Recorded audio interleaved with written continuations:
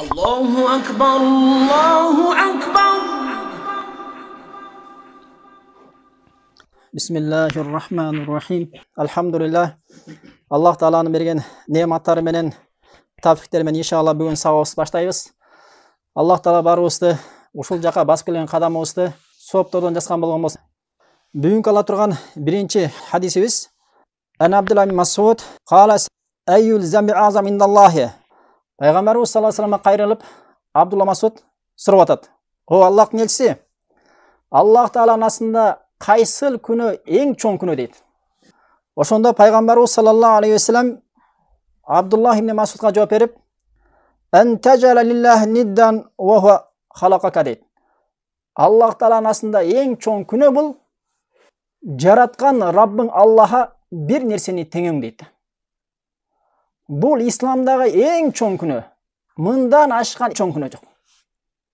Кимде ким Аллах Таалага бир нерсени шерик кошкон абалда өлө турган болгон болсо, Аллах Тааладан башкага дуа кылып, Аллахтан башкадан жардам сурап, Аллахтан башкага курбандык чалып, Аллахтан башкага назыр кылып, Аллахтан башкага үмүттөрүн, тилектерин арнап, Аллахтан катуу сүйүп, ушундай Аллах Таалага шариғаттагы пайгамбарыбыз саллаллаху алейхи ва саллям баяндаган ширктерди кылып, Аллах Таалага жолуга турган болгон болсо, анда Аллах Таала аны кечирбейт.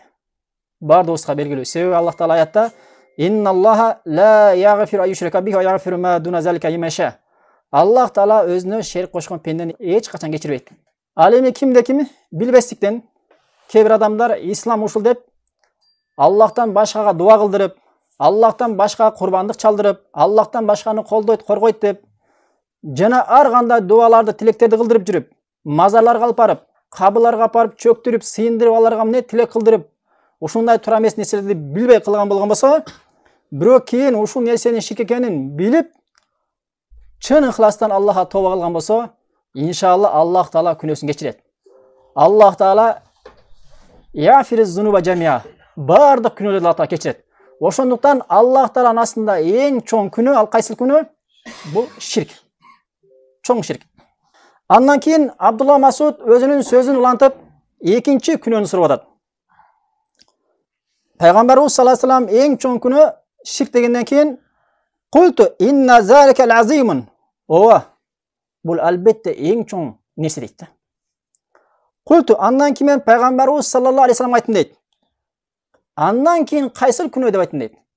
Ошондо пайгамбарыбыз саллаллаху алейхи ва саллям "Ан тактула валадака тахафа ятамамака".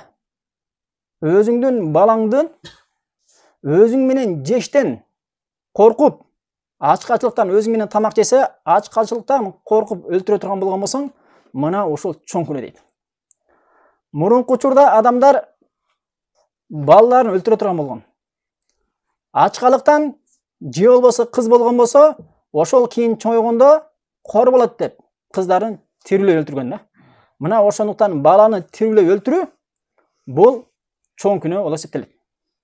Андан кийин Абдулла Мас'уд сөзүн улантып, "Сумма айю" дейт. Андан кийин кайсыл күнөө деп сурасам, пайгамбарыбыз саллаллаху алейхи ва саллям "Ан тузания халилата жарика" дейт. Өзүңдүн кошунаңдын аялың менен зина кылууң дейт да.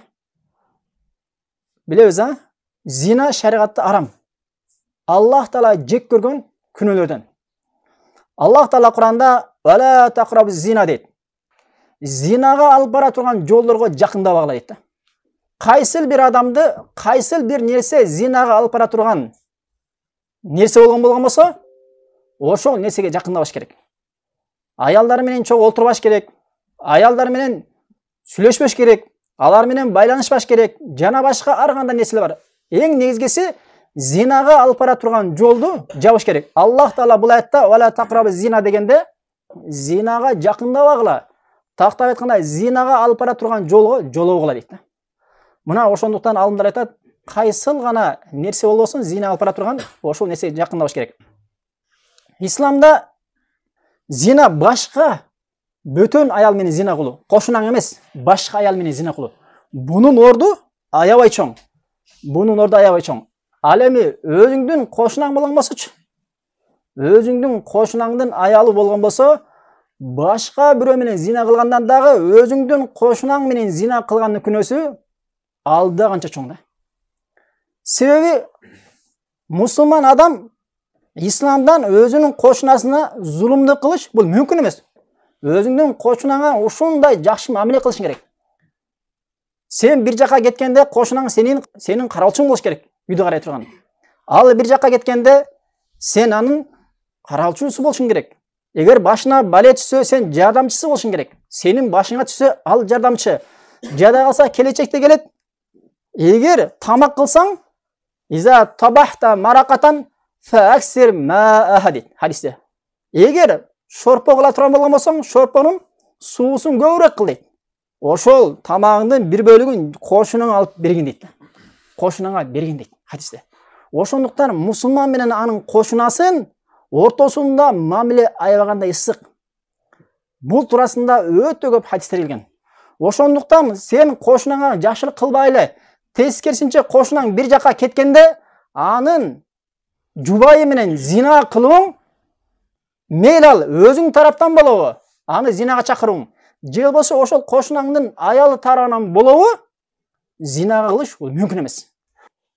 Тузания дейт. Тузания деген эки тараптан болот да. Же зинаны кылууну ал талап кылышы мүмкүн, же сен талап кылышың мүмкүн да. Сен талап кылсаң дагы, ал талап кылса дагы зинага баруу бул шариатта чоң күнөө.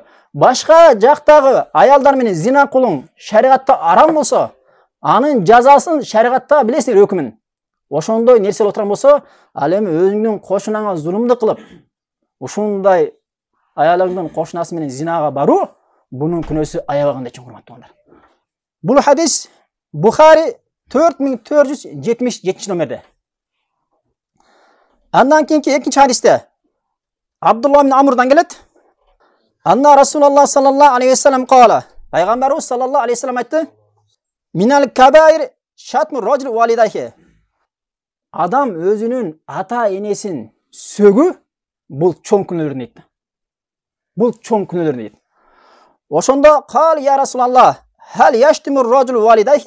О Аллахтын элчиси, адам өзүнүн ата энесин сөгөбү дейт. Бардыгыбызга белгилүү, жалпы эле адам баласы өзүнүн ата энесин сөгүш мүмкүн эмес да. Себеби өзүн 9 ай көтөрсө, андан кийин бапестеп өстүрсө, анан кийин балагатка жетип чоңойгондон кийин ата энесин сөгүү бул шариат эле эмес. Адамдын фитрасы бузулбаган адамдын акылына туура келбейт, фитрасына туура келбейт да. Адам баласы фитрасынан жакшылык кылган адамга жакшылык кылат. Сенин бул дүйнөгө келишиңе себепкер болду. Сени тарбиялап өстүрдү. Сенин жакшылыгыңа, жамандыгыңа сабыр кылды, чыдады. Өзү кандай гана жакшылыкты билген болсо, ошол жакшылыкты сага үйрөттү да. Өзү эмне нерсени жаман деп билсе, өзүнүн илими жеткен деңгээлде, ошол нерседен сени кайтарды, балам. Бул нерсени кыл, бул нерсени кылбачы. Бул жака барчы, бул жака барбачы. Дайыма жан ачыр эле да. Өзү ачка калса дагы сенин курсаңдын ток болушун армандайт эле да. Мына ошондой ата энеге жамандык кылыш бул адамсыздыктын өтө жеткен чеги. Ошондо пайгамбарыбыз саллаллаху алейхи вассаламга о Аллахтын элчиси, адам өзүнүн ата энесин да сөгөбү деп суроо берет. Дегенде пайгамбарыбыз саллаллаху алейхи вассалам жооп берип атат. Ооба, адам өзүнүн ата энесин сөгөт дейт. Кандай дегенде, ясуббу абар раджули фа ясуббу абаху. Bir adam başka bir adamдын атасын сөгөт, ал адам кайта бул адамдын атасын сөгөт дейт. Ва ясуббу уммаху, жана башка бөтөн эркектин апасын сөгөт, жана ал бунун апасын сөгөт. Мына ошондо өзүнүн апасын сөккөн болот дейт да. Өзүнүн апасын түздөн түз сөкпөсө дагы, өзүнүн апасы сөгүлүшүнө ким себепкер болот? Мына ушул адам себепкер болот да. Ошондуктан сен түздөн түз ата энеңди сөгөсүңбү, же сенин ата энеңдин сөгүшүнө себепкер болосуңбу, айырмасы жок. Эң негизи сен сөккөн болосуң. Албетте өзүң түздөн түз сөккөнүң оор тиги караганда. Бирок түзмө түз сөкпөсөң дагы, ошонун сөгүлүшүнө себепкер болдуңбу, сен ошол күнөөгө болосуң да. Чоң күнөөгө түшкөн болосуң. Бизде бар, билесиздер, а? Кыргыздарда бар ушундай нерсе. Эми албетте бизде ар жерде ар кандай, бирок биз жашаган жактарда төл сөздөр бар. Эки сөздүн бири эле жакшы сүйлөсө да ошону сүйлөйт, жаман сөз сүйлөсө да ошону сүйлөйт. Ошондуктан мусулман мындай нерсе менен мынчалык деңгээлге түшпөш керек. Алхамдулилла, адам балагатка жеткенден кийин өзгөчө акылы кирип, Аллах Тааланын түшүргөн Куранын үйрөнүп, Пайгамбарыбыз саллаллаху алейхи вассалам хадистерин билгенден кийин андай деңгээлге түшпөш керек. Алхамдулилла, исламда жакшы сөздөр бар. Пайгамбарыбыз саллаллаху алейхи вассалам "Иджална илахан камалахум алиха" деди пайгамбарыбызга. О Аллах нерсе, бизге тигилердин сыйынган баягы талдары сыяктуу, затал анват талдары сыяктуу тал кылып бер деп суранганда пайгамбарыбыз саллаллаху алейхи вассалам не деди? Субханалла дейт. Бир риwayatта Аллаху акбар дейт. Карала. Аллах улук дейт. Башка риwayatта Субханалла дейт. Аллах Таала мындай кемчиликтерден таза, пак дейт. Карала. Пайгамбарыбыз саллаллаху алейхи вассаламдын кандай нерсе болбосун айтып сүйлөгөн сөздөрүндө Аллах Тааланы улуктоо менен баштап, Аллах Тааланы улуктоо менен аяктаган сөздөр. Мусулман ушундай болуш керек. Ошондуктан мусулман өзүнүн ата энесин түздөн түз жана сөгүлүшүнө себепкер болуш керек. Себеби биздин эң жакын адамыбыз мына ошол адамдар. Ал адамдардын көздөрү тирүү болгон болсо урматтап сыйлаш керек. Ал эми бул дүйнөдө өткөн болгон болсо алардын артынан дуа кылып, дайыма садака берип туруш керек. Имам Ахмад бир имамга дайыма дуа кылам дейт. Ошо намазымда апаман кийин эле ошол кишиге дайыма дуа кылам дейт. Ошондон билсең болот, апасына дайыма дуа кылып жүргөн да. Бизде адам бул дүйнөдөн өткөндөн кийин 70-си 40-ы анан ашы да бир эстейт да, калган күндөрү эстебейт. Бул туура эмес. Сен кабырга киргениңе чейин сенин эсиңен кетпеш керек да тенең. Бул хадис Муслим 90 номерде. Икинчи хадис. Ан Аби Аюб ал-Ансари риwayat кылган хадисте пайгамбарыбыз саллаллаху алейхи вассалам айтат: "Ла яхиллу лираджулин ан яхжуру ахаху фавqa салас лаялин. Ялтaqiyani fa yuridu hada va yuridu hada va khayruhum alladhi yabda bis-salam" дейт.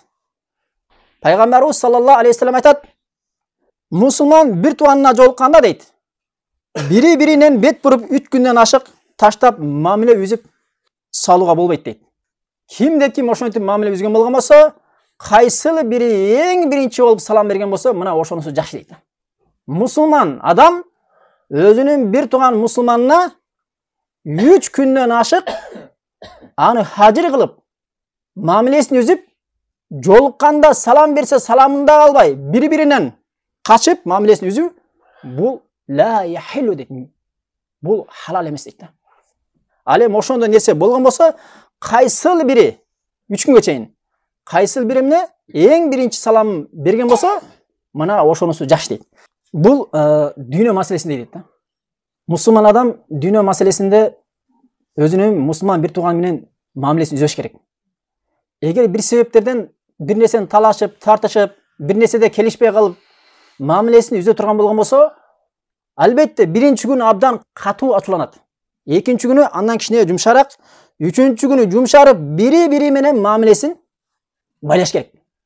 3 күндөн ашырганга 2 күнө тең болбойт. Ал эми 2 тең 3 күндөн ашыра турган болгон болсо, күнөөгө кабылат. Эми бизде талашат турган нерселер көп, а? Бизде баягы азыр ушунда бир кээ нерселер киргизип алдык. Баягы бири-бирибизге конок барганда баланча эмне кийиттер бар, а? Баягы кошмолор бар. Туура эмес нерселер бар. Ушундай туура эмес нерселердин баарын киргизип алганбыз. Жөн эле жашынакай туруп эле мамиле бузулуп кете берет да. Өзүң байкабайсың да. Неге бузулду десең, мен тигиге баланча нерсе апарсам, ал мага ушул нерсени алып келип коюп тур дейт да, болду. Жолукканда, үйгө келгенде тосуп алганда, жылмайган абалда тосуп алса, жанагы алып келген нерсесин көрүшү менен жүз бурулат да. Кирип келген адамды жашынакай тосуп алат да, кетип атканда уже башка адам узатат да, анчы. Мына ошон үчүн мусулман адам исламда жок нерселер менен алек боло бериш керек. Пайгамбарыбыз саллаллаху алейхи вассалам Аби Хишам ас-Сулами риwayat хадисте минтип айтат: "Кимде ким бир туганын 1 жыл мамилеси үзе турган болгон болсо, ошонун канын төккөндө күнөө келип дейт. Ошондуктан мусулман мындай нерсеге барбаш керек. Бул хадис Абу Даудда келет 4915-те. Шуайб Арнаут хадисти сах деген. Жада калса кимде ким мамилесин үзе бере турган болгон болсо, анын күнөөсү кечилишине дагы мына ушул нерсе себепкер болот. Абу Хурайра риваят хадисте пайгамбарыбыз саллаллаху алейхи вассалам айтат: "Туфтаху абабул джаннати ямал иснен ва ямал хамис" дейт. Жаннаттын эшиктери биринчи күнү жана төртүнчү күнү ачылат дейт. Fa yughfar li kulli abdin la yushriku billahi shay'an. Ошол күндөрү Аллах Таалага шерик кошпогон ар бир мусулмандын күнөөсү кечирилет дейт. Illa rajulan kanat baynahu wa bayna akhihi shahnawa. Bir гана ушундай бир адамдын дейт, өзү менен диндеш бир тууганын ортосунда душмандык болгон дейт. Душмандык болгон дейт. Fa yuqal мына ошол эки адам дейт: Anziru hazayni hatta yastaliha. Anziru hazayni hatta yastaliha. Anziru hazayni hatta yastaliha деп айтат дейт. Ушул эки адамды кое турла, кечик турла. Качанга чейин? Экөө жарашканга чейин таштала дейт. Караңыздар. Мына биринчи күнү менен төртүнчү күнү адам баласынын амалдары Аллахка көтөрүлөт экен. Ушул күндөрү жаннаттын эшиктери ачылат экен. Адамдардын күнөөлөрү ошол кимден башка бир тууганы менен ортосунда ушундай келишпестиги болбой турган болгон болсо, мына ошол адамдардын күнөөлөрү кечирилет экен.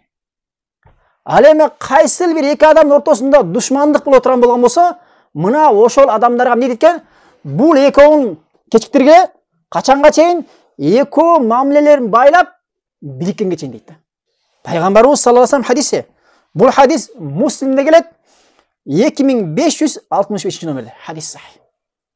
Караңыздар. Биздин кылып аткан иштерибиз, сүйлөп аткан сөздөрүбүздүн бардыгы динди жакшы билбегендиктен мына ошондой күнөөлөргө душар болуп атсаңдар. Ошондуктан мусулмандын ушундай башына мамиле үзүлгөн нерселерге кабылган болсо, тезинен мамилени байлаш керек. Тезинен мамилени оңдош керек.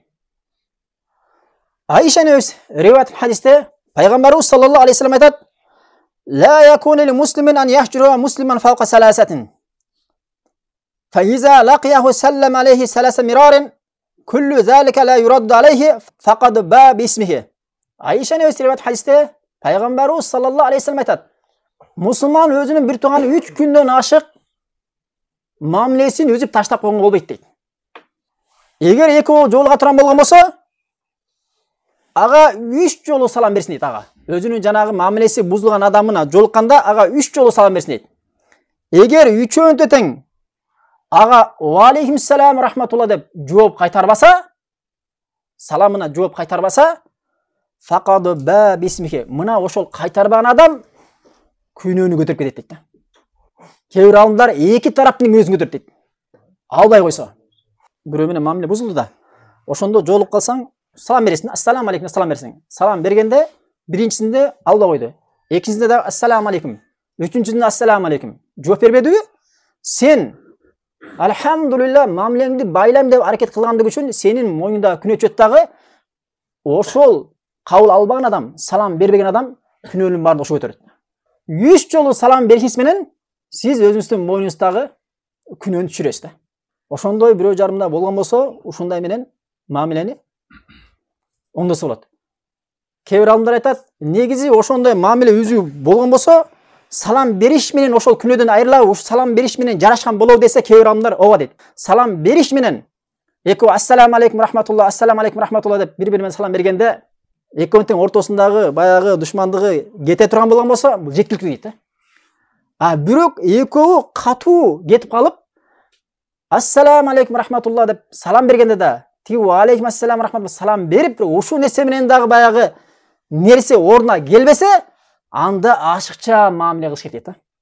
Мүмкүн кечирим сурайсың. Сенин бул жерде ушунчалык бири-бириңерге кылган душмандыгың четтен чыккан себептен жүрөгүңө кирип кеткен маселечи. Сенин ассаламу алейкум деген саламың жетпейт. Мүмкүн сен ага эмне акысына тийиштүү бир нерселерди кылгансың. Ошондуктан эмне аласың? Же ахи, бир тууганым, мени кечирип кой.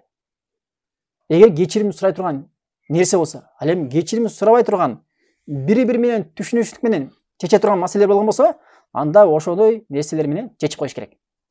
Hadis Abu Davud'da келет 4913 номерде. Шуайб Арнаут Албанилер хадисте сах деген. Ушундай мамиле өзү туурасында өтө көп хадистер келген. Мен ошолордун кээ-бирин гана алып келдим. Хишам ибн Амир радияллаху анху риwayat хадисте Самияту Расулуллах саллаллаху алейхи вассалам, мен пайгамбарыбыз саллаллаху алейхи вассалам айткан уктум дейт. La yahillu li muslimin an yahjura musliman fawqa salas layalin. Мусулман өзүнүн бир тууган мусулман 3 күндөн ашык таштап мамиле үзгөнгө болбойт дейт. Фаин кана тасарама фавqa salas алеми ушул экөө мамилесин үзгөндүгү 3 күндөн ашып, экөө тең бири-биринен бет буруп жүргөн болгон болсо, фаиннахума накибан анил хақq, ал экөө акыйкаттан алыс болушат, акыйкаттан алыстайт дейт. Экөө 3 күндөн ашып кетти.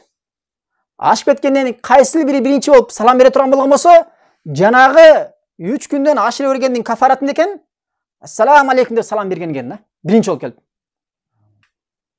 Фаин саллам алейхи фалам ярудд алейхи, биринчи болуп салам берсе, саламына кайтарбай турган болсо, саламды раддат алейхил малайка, саламына жооп бербей кайылып кетсе, салам бош калбайт экен да. Ва алейкум ассалам рахматуллах, периштелер ага саламына жооп берет экен да.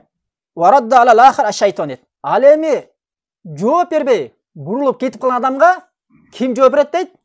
Шайтан жооп берет дейт. Алымдар айтат, ал берилген саламды албай койсо, кандай шайтан ага жооп берет десе, шайтандын ага жооп берүүсү аны азгыруу менен жооп берет дейт да. Шайтан салам бербейт ага. Сен ушул жерде мындай жигитчилик кылдың дейт да. Салам берди эле, саламыңды албай койдуң, жигит деген сенде болот дейт да.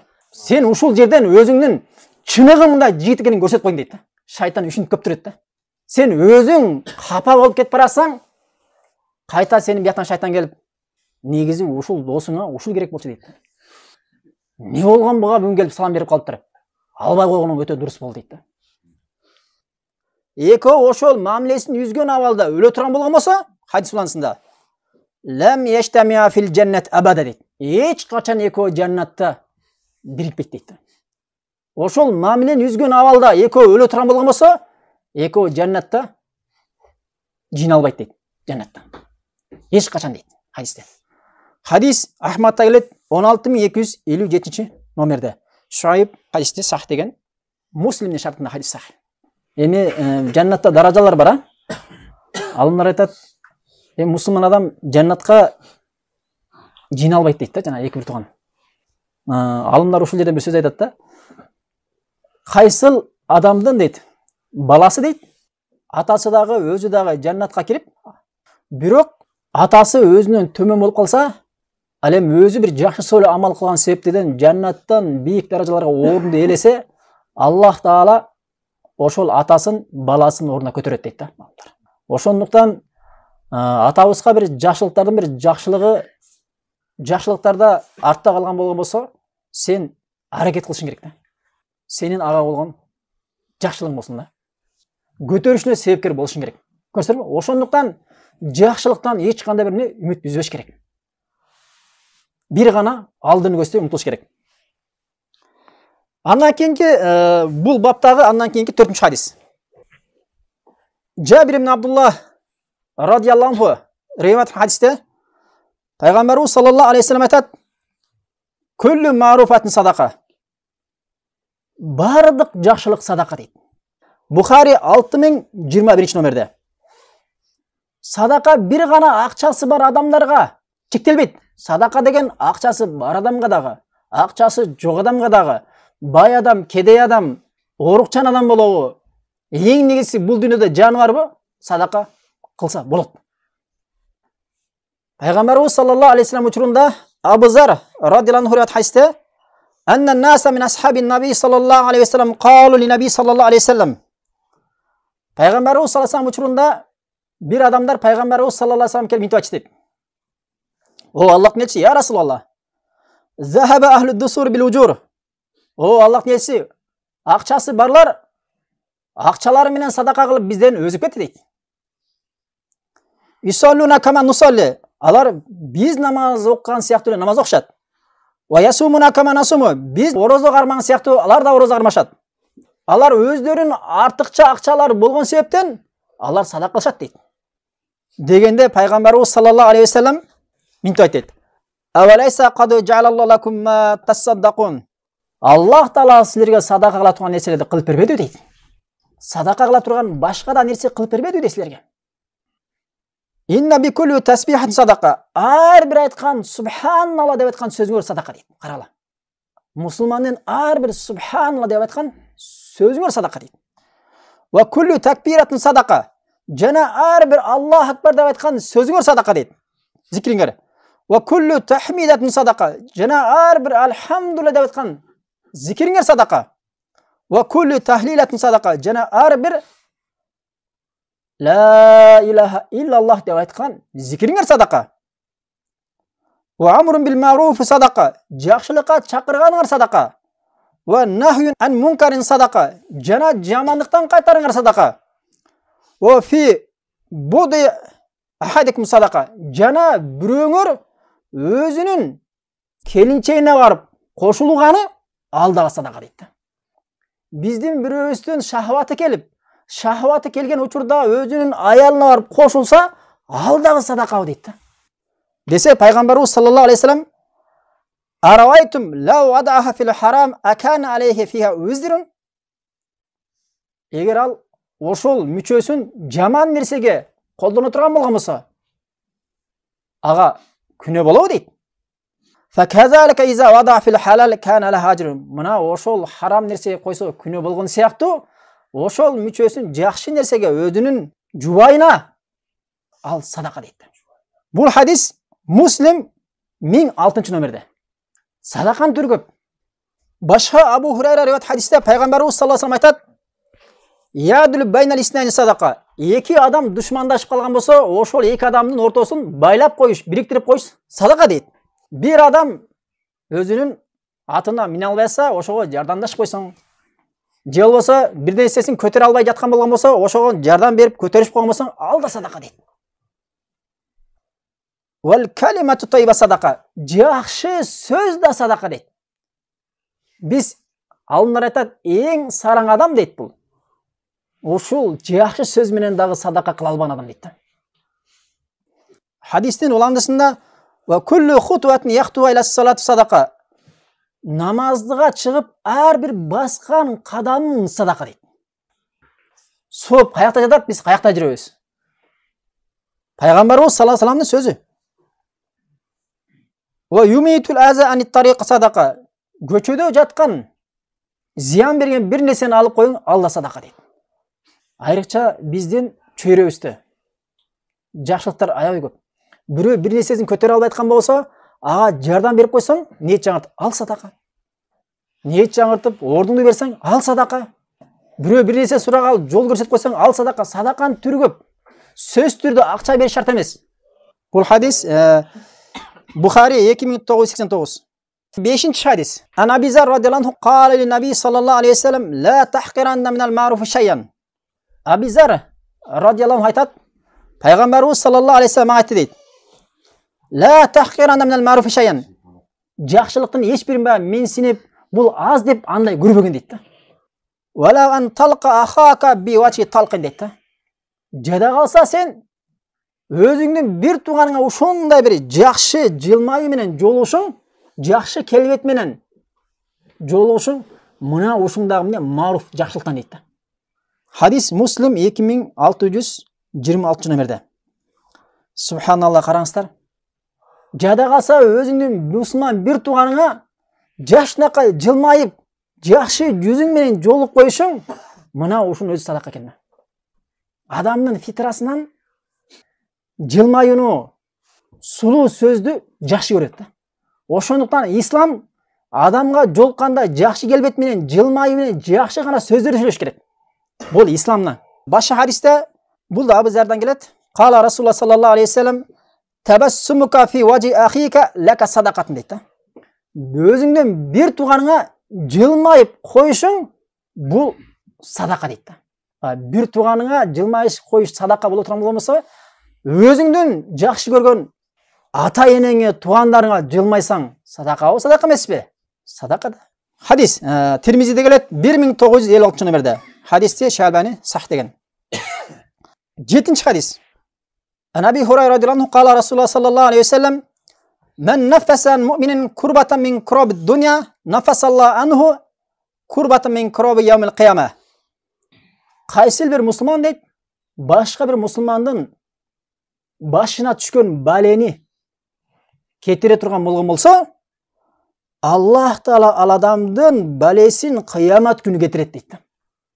Bir мұсылмандың башына бір қиыншылық кетті, жамандық кетті, оорчулук жетти, сенин колуңан келет ошол нерсе. Аллахтын разы үчүн кетирип отурган болгон болсоң, иншалла Аллах Таала сенин башыңа түшкөн балени кыямат күнү мына ошол кылган амалың себептен жок кылат да. Бул дүйнөдө адамдын башында канчалык бале кыйынчылык болбосун, кыямат күнүндөгү бале кыйынчылык азаптар бар го, алардын жанында эчтеке эмес. Kıyamet günü jada kalsa uşunda balenin çoğunluğundan paygamberler nafsi özüm dep aytат. Ya laytani kuntu turaba. Mından görө toprak alan kesemçi. Ya vaylata laytan lam attakhis fulanan khalila. Attingay balança adamды dost bale koygunumda hakikatında almaga hak жетип келгенде мени тура жолдон адаштырды. Жана башка өкүнүчтөр, армандар жүзү карайып, жүзүндө эти калбай калган, барар жери кабырында көрүнүп, бактысыз болуп, мына ошондой катуу даражага жеткен адамдар болот. Ошол учурда Аллах Таала сенин бул дүйнөдө кылган бир амалың себептүү балени кыйынчылыкты алып кое турган болгон болсо, сен үчүн чоң бакыт да. Ошондуктан кайсы мусулмандын башында бале болгон болсо, ошону кетиргенге аракет кылыш керек. Бул Аллах менен сенин ортоңдагы жакшылык да. Сактап койсоң. Хадистин уландысында "Оман яссара ала мусирин яссараллаху алейхи фид дуnya вал ахира."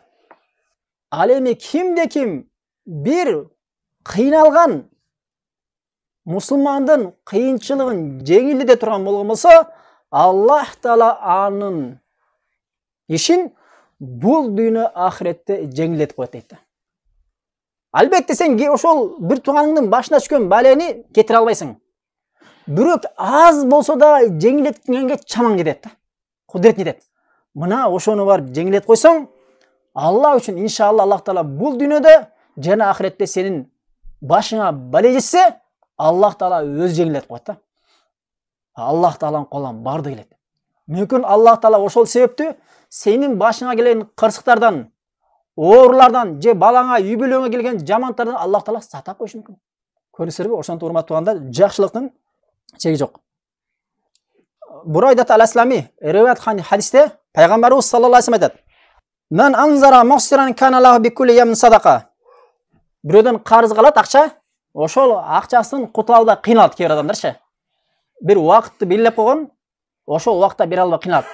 Ошол учурда дейт, кимде ким карызга акча берген болсо, ошол акчасын кечпесе дагы белгилүү бир мөөнөткө чейин кечиктирсе, ал аз болсо да ошол адамды эмне жеңилдеткен болот да. Бирөөгө 100 000 сом акча берген. Bir ай деп келишкен. Bir ай келгенден кийин акчасын таба албай калды теги. 2 ай деп койсо, аны эмне bir ай эс алдырган болот да. Пайгамбарыбыз бул хадисте айтат, кимде ким ошол карызга акча берип, бирок акчасынын жеңилдесе дейт, бикүл ямин садака, ар бир күн үчүн садакалат дейт. Оман анзара бада хиллихи кана лаху мислу фи кулли ямин садака. Ал эми келишкен учуру келип, жанагы алдындагы эмне келишкен учуру, бере турган учуру келелекте эле жеңилдетсе, ал соо болот, садак болот. Ал эми келишилген убакка келип, 1 ай келип туруп, келгенден кийин дагы ошол убакытта созуп турган болгон болсо, бирөөгө 100 000 сом бердиң, 1 айдан кийин берем деди, бере албай калды, бере албай калса дагы 5 жылга созум деп койсоң, ар бир күнүң үчүн 100 000 сомду канча акча берсең, ошол акчаны сен садака кылгандай сооп жазылат дейт. Караңыздар, жакшылык машалла. Бул биз ыйман келтиребиз. Хадис Ибн Мажахта келет, 2418 номерде. Шуайб Арнаут хадиси сах деген. Жана бул туурасында хадистер көп. Жана бир хадисти зикр кыла турган болгон болсом, Абу Хурайрадан келет, пайгамбарыбыз саллаллаху алейхи вассалам айтат: ушундай бир соодагер адам бар эле дейт. Ал адамдарга карызга акча беришеле дейт. Файзара мосиран кала ли фитянихи, эгер ошол карызга берген адамдар арасынан бир кыйналган адамды көрсө, өзүнүн балдарына тажавазу анху. О балдарым, ошонун карызын кечип койла дейт. Аллах Таала ушул амалы себептен бизи күнөөбүздү кечирер деп үмүт кылат экен. Пайгамбарыбыз хадисинде айтып атат: "Фатажавазаллаху анху." Аллах Таала ошонун күнөөлөрүн кечирген дейт. Жакшылыкка жакшылык да. Сен бирөөгө жакшылык кылган болсоң, Аллах үчүн Аллах Таала сага дагы жакшылык кылат. Ошондуктан жакшылыктын чеги жок. Хадис Бухари 2078 номерде. Үчүнчүсү: "Оман сатара муслиман сатарахулла фид дуnya al-akhira." Ал эми кайсыл мусулман башка бир туган мусулмандын айыбын көрүп, ошол айыбын жашыра турган болгон болсо, Аллах Таала анын айыбын бул дүйнө жана ахиретте жашырып коет дейт. Мусулман ушундай болуш керек экен. Эгер сен бир мусулманыңан бир айыпты көрө турган болгон болсоң, ошол айыпты ачпай, тескерисинче сен Аллах үчүн анын айыбын жашырышың керек экен да, сүннөттө. Бизде кээ бир адамдар айыбы жок адамга жала жап, адамдардын арасында айыбы бар кылып көрсөтүп, жаман кылат. Ошон үчүн исламдан Пайгамбарыбыз саллаллаху алейхи вассалам сүннөтүнөн мусулман айын издебеш керек. Эң акылдуу адам өзүнүн кемчилигин издеш менен, өзүнүн айыбын издеп, ошону оңдош менен алек болуш керек. Ошон үчүн Мухаммад ибн Каб Курази рахимахулла имам айтат: Аллах кайсыл кулуна жакшылык кааласа, ага 3 сифат берет дейт. Биринчиси аны динде факих, терең билимдүү кылат дейт. Экинчиси зухуттук берет дейт. Кылган амалдары, дүйнө иштери аны ибадаттан тоспойт дейт зухут деген. Үчүнчү сифаты өз айыбын көрүүчү кылат дейт. Адам өз айыбын көрүп, ошол нерсе менен алек болуш керек. Сен бул дүйнөгө келдиңби? Аллах Таала сени бул дүйнөгө бирөөнүн айыбын издешин өткөн эмес. Куран сүннөттү үйрөнүп, өзүңдүн айыбыңды оңдоп, ошол нерсе менен Аллах Таалага оңдоонун абалда барыш керек. Өзүңдүн айыбыңды оңдобой Аллах Таалага жолуп аткан болсоң, анда сен кабырда оңолосуң да. Же кабырда оңоно албасаң, анда тозокто оңолосуң. Эгер мусулман болсоң, ошондуктан мусулман хадисте келгендей бирөөнүн айыбын көргөн болсо жашырыш керек. Муну баары туура эмес. Мусулман оңолуш керек. Мусулман бул дүйнөдө оңоло албайсыңбы? Анда ахиретте оңолосуң. Ахиретте сен жашынакай нерсе менен оңолбойсуң аякта. Ошол хадистин уландысында Пайгамбарыбыз саллаллаху алейхи айтат: "Валлаху фи аунил абди ма кана абду фи ауни ахихи." Аллах Таала өзүнүн кулунун жардамында боло берет, эгер ошол кулу башка бир момундун жардамында болгон болсо дейт. Мусулман адам бир эле мусулмандын жардамында болгон болсо, Аллах Таала анын жардамында боло берет. "Оман батта бихи амалху лам юсрих бин насаби." дейт. Кайсыл бир адамдын амалы астыга жылдырбаса, анын насабы ата теги жылдыра албайт дейт хадистин аянда. Ошондуктан кайсыл бир адам бир жакшы уруудан же акчасы көп болсо, бийик мансапта отурса, анын мансабы дагы, анын ата теги дагы, анын акчасы дагы, анын эмне күчтүүлүгү дагы, анын акылдуулугу дагы аны алдыга жылдыра албайт исламда. Бири гана эмне? Анын кылган солих амалдары жылдырат экен да. Ошондуктан жакшы амалдарга гана умтулуш керек. Келаткан хадис эң бүтүк да. Муслим 2699 хадис сахih. Андан кийинки 8-чи хадис. Аби Масуд ал-Ансари радияллаху анху риwayat хадисте Пайгамбарыбыз саллаллаху алейхи вассалам айтат: "Мен далла хайрин фалаху мислу ажри фаилихи." дейт. Кимде ким бир жакшылыкка жол көрсөтсө, ал ошону кылгандай соопкой болот дейт. Машалла. Бир мусулман бир жакшылыкка жол көрсөтүп койгон болгон болсо, ошол жакшылыкты кылгандай соопка ээ болот экен да. Хадистин маанисин алымдар айтат: ошол кылган адамдын соогунан сенин сооң эч кандай кемебейт дейт. Сен бир адамга меч салганы, же бир кудук касканы, же бир жакшылыктар кылганга жол көрсөтүп койдуңбу дейт, жардамчы болуп койдуңбу? Иншалла ошол алган соопту сен аласың да. Эмне жакшылык болбосун? Эмне жакшылык болбосун? Ошон үчүн алымдар айтат: сен өзүңдүн балаңа Фатиханы үйрөткүн дейт да. Фатиханы үйрөтүүдө же намазды үйрөтүүдө башка бир мугалимдерге, устаздарга, медресенин ээлерине берип койбогуң дейт да. Эгер сен дейт ошолорду Фатиханы үйрөтпөй, намазды үйрөтпөй башка бирөөлөргө берип кое турган болгон болсоң, сен анда көп жакшылыктан кур калдың дейт да. Сен Фатиханы үйрөтүп, же намазды үйрөтүп койсоң балаңа, өмүр өткөнчө канча жолу Фатиханы окуса, ай бир тамгасы үчүн 10 сооп дейт пайгамбарыбыз. Bir günde kança jыл окуйт Фатиханы? 5 мал намаз окуса. Сүннөттөр бар, 5 мал фарыз намаз бар, жана башка нафилдери бар, Рамазан айында ибадаттары көбүйүп бар. Фатиханы үйрөткөнүң үчүн сен намазды үйрөтүп койгон болсоң, андан башка илим жолуна чыгарып койгон болсоң, бар, машалла. Сен кабырда жатып жакшылыктар жазылып атат. Ошон үчүн пайгамбарыбыз саллаллаху алейхи вассалам адамдын артынан бардык амалдар үзөт да, бир гана 3 нерсе дейт. Биринчиси эмне? Садакатын жария. Жария дайыма үзүлтүүсүз бериле турган садака дейт. Экинчиси илмен юнтафау бихи. Пайдалуу илим калтырсан дейт. Үчүнчүсү валадын салих дейт. Салихалы бала калтырган болгон болсоң, алхамдулилла сен артыңан жакшы амал үзүлбөй барып турат да. Сен артыңан дуа кыла турган, намаз окуган, таква, дайыма намазында сен эстеп дуа кыла турган, бир жакшылык, колунда акча болгондо сен эстеп садака бере турган. Себебине балаңды жакшы жолго баштап койсоң, ал ар дайым сени эстейт да. Намаз окушума, ушундай илим талап кылышыма атам себеп болду эле, апам себепкер болду эле деп дайыма сени эскерип дуасын үзбөйт да. Хадис Муслимде 1893 номерде. 9-чы хадис. Абдулла ибн Омардан келет бул хадис. Пайгамбарыбыз саллаллаху алейхи вассалам айтат: "Ман истааза биллах фаизуху." Кайсыл бир адам башына бале түшүп, коргоону сураган болгон болсо, аларды коргогула дейт. Кайсыл бир адамдын башына бале жетип, кыйынчылык жетип, бирөө кубалап келатабы, же бир нерсе болуп, башына бале жетип, сенен мени коргогун деп Аллахтын аты менен сурай турган болгон болсо, аны коргогула дейт.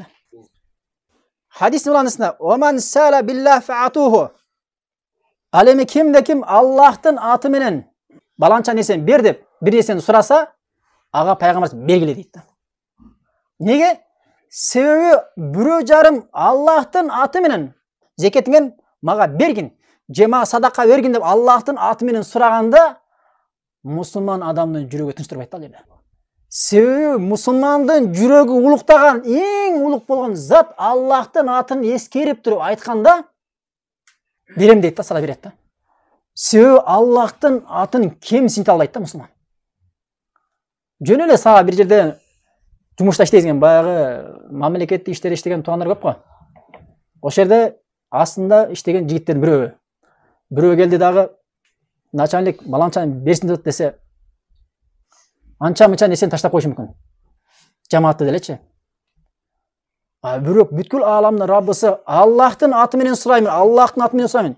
Бергин деп сурасам эмне? Беребезби? Бересиң. Милдет, беришиң керек. Себеби эмне? Сен ортого Аллах тааланы койтат. Бирок шарттары бар. Шарттары: биринчи шарты, ошол суралган адамга ал оор болуш керек. Мисалы, сен өзүң 5 жыл эптеп өмүрүңдө бир машина кетип аткан болгон болсоң, бербейсиң. Себебине сага оор ал. Бербей койсоң, күнөөкөр болбойсуң. Биринчи шарты. Экинчи шарты, Аллахтын аты менен сураймын, баланчаны берип кой деп сураганда четтен чыкпаш керек. Сенен сураймын, ар бир намазыңда мага 100 жолдан дуа алып турчу десе. Сен өзүңө дуа албайсың, башка бирөөгө кантип дуа аласың? Четтен чыкканда. Болбойбу? Бул болбойт. Мындай учурда бере албайсың. Үчүнчү шарты дарар. Зыян келгенде. Күндө эле келип, деле Аллахтын аты менен сурай берсе, анда да бербейсиң да. Себеби зыян да. Төртүнчүсү сага жашырын болгон нерселерди сураш керек да. Мисалы келип бир жерде бизнес кылып атсаң, же бир сода бир акча таап аткан болсоң, келип Аллахтын аты менен сураймын, бизнесин эмне бизнес кылып атасың? Мага баарын айтып бер деп Аллахтын атын коюп аткан болгон болсо. Эми өзүң эптеп ошо бизнести таап, эмеле буттан туруп келесиң. Аны аялың да билбейт. Айтасыңбы? Жок, бул жерде айтпайсың да. Бирок жанагындай көчөлөрдөн жардам сурап, чындап эле эмне жолдо калып калып, бир муктаж болуп, Аллахтын атын ортого коюп сураса, бериш керек. Милдет та бул. Хадис уландысында эгер силерге кайсы бир адам жакшылыкты жеткирген болгон болсо, жакшы нерсени, жакшылыкта сага бир жакшылыкты жеткирген болгон болсо, факафиу ага белек берилет дейт да, жакшылык кылгыла дейт да. Фаилам таҗиду фадулаху. Эгер бир ошого белек бергенге сен эч нерсе таппасаң, анда ага дуа кылган дейт да. Башка хадистерде дейт, жакшылык кылдым деп эсептегенче ага дуа кылып дейт да. Ошондуктан жакшылыкка жакшылык исламда. Анан бир ушулерден бир маселе бар, алымдар айтышат, бир окуу жайга өтө албай атасың, же бир жумушка кире албай атасың. Ошондо ортомчу болуп шафаат кылды. Барып бир жаштан адам. Шафаат кылгандыгы үчүн, шафаат кылгандан кийин сага келип бирөө келип туруп акча берди. Же белек берди. Ошо белекти алса болобу эле? Ушуну алымдар болбойт дешет да. Сен башка жаштардын баарында жакшылык кылганда, ага эмне белек берсең болот да. Анан белек бере албасаң, таппасаң анда эмне? Дуа кылып койсоң. Ал эми окуу жайларга жана башка нерселерге ортомчулук кылып сени өткөргөндө, жакшылык кылганда андага белек бергенге болбойт дейт, ала алганга болбойт дейт.